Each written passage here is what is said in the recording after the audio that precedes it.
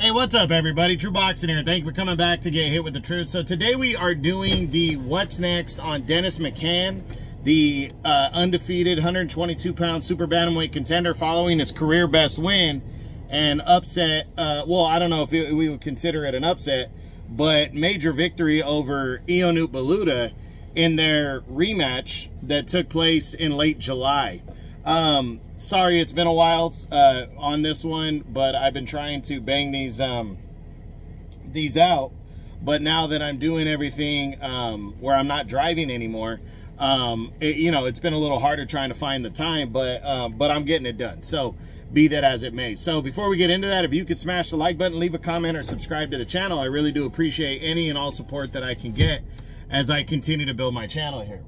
So McCann, this was his career best win. Their first fight ended in a somewhat controversial draw but for the most part, it was a close fight. Baluta was a game solid veteran, been around for a while. McCann, that undefeated fighter trying to make a name for himself. And in a rematch, McCann left no doubt. He dominated Ionut Baluta from start to finish, outworked him to a one-sided 12-round unanimous decision, leaving no doubt that he is the better man and is moving forward now. Baluta, to me, was still a top 10 guy. In my mid-year top 10s, I still had him in the top 10, right there at number 10. If you forget, he defeated a couple undefeated fighters on the rise. He went in there and lost a very close decision to, was it Michael Conlon a couple years back? And also has a victory over TJ Doheny, the former champ, who is actually, ironically, getting a shot at Naoya anyway in his next fight. So let's run through the top 10 and see what the possibilities for McCann are going to be, and what he could be doing next. So we start with number 1, the undisputed champion, Naoya Inoue. I don't think McCann is in line for Inoue at all. He's still new. He hasn't really got that big credible win.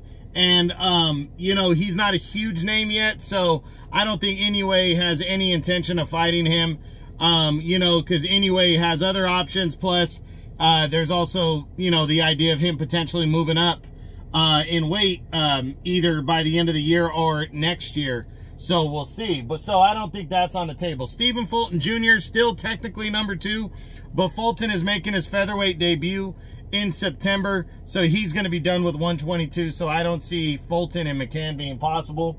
Then you got former champ Luis Nery. There's been talks that Nery was potentially moving up to featherweight as well. He's coming off the loss to Inoue. I don't think Nery and Inoue will fight. I don't see, McCann and Nery will fight. I just don't think it's a fight that interests Nery right now, especially coming off of that loss. Then you got former champ Marlon Tapales, former 2-division champion. He's a veteran, been around a while. You never know in this one, but I think Tapales might just, because he's highly ranked, he might just wait around to see if he can get an eliminator of some sorts to try to, earn his way back into a title shot.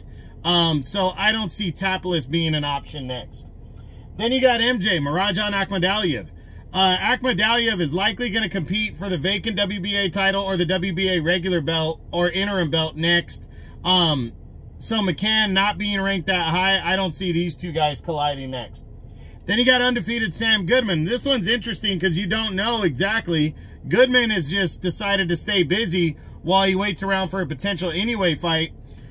So who knows, but I don't think Goodman is going to risk his mandatory status against a guy undefeated and as highly, highly built up like McCann. Even though it'd be a decent fight between British, I think McCann's from the UK, and Sam Goodman, who's Australian, but I just don't think this fight is going to come together next. Then you got Azat Hovhannissian, former world title challenger. He's actually fighting next against David Picasso, I think.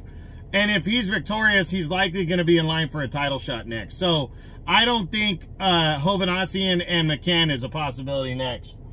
Then there's Rais Salim. I think it'd be a solid matchup, but he hasn't fought since his loss to Goodman last year. And I think Ali might be moving up to 126, to be honest. Then there's Liam Davies. Now here's where it gets interesting.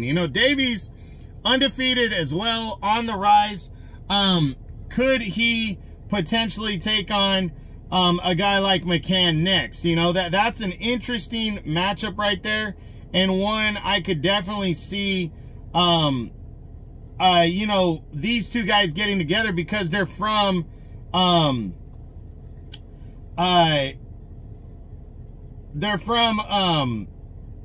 the same, you know, the same country. They're both from the UK. It's a good matchup right here. I definitely think this is a fight that if the two sides could come together and get the fight done, it could probably be done easily and everything. And it'd be a good fight to build the next UK stud, you know, especially at 122, because that division's about, in my opinion, is about to be wide open. The winner of a potential all-undefeated battle between Davies and McCann, and both of them, their biggest win is against Ionut Baluta, convincing decision victories. The winner could be in line for a title shot after that, you know. So I really do think that there is a possibility these two could come together next. And that's it for the top 10. Guys outside of the top 10, Picasso is fighting Hovhannissian next. That's basically to become the WBC's mandatory challenger. TJ Dohany's already getting his shot. Ramon Cardenas is a highly ranked guy in the WBA, but McCann is not ranked in the WBA. Then you got Shabazz Massoud, highly ranked in the WBA. McCann's not in the WBA. And then there's Jean-Riel Casimero. Interesting, but I think Casimero really wants to get the crack against Inoue is Casimero's goal. I don't think he's gonna get it. McCann is number 8 in the WBO, where Casimero, the last time I checked, was number 3 in the WBO. Maybe these two sides could come together for something.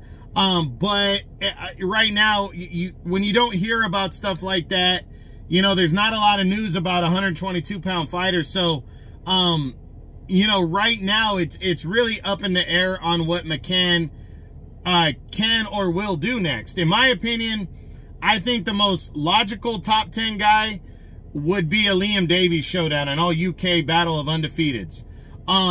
If he cannot get that fight, if there's no interest in it or they just can't get it, I think he probably just stays busy following this win over Baluta.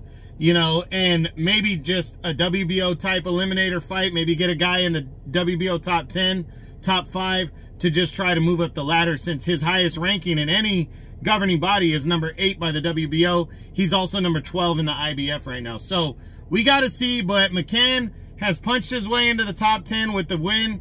It's something that he could really build on, and I'm interested in seeing what he does next. So that's it. That's what I got. That's my what's next on Undefeated Super Bantamweight Contender Dennis McCann, following his late July career best win and unanimous decision victory over Ionut Baluta.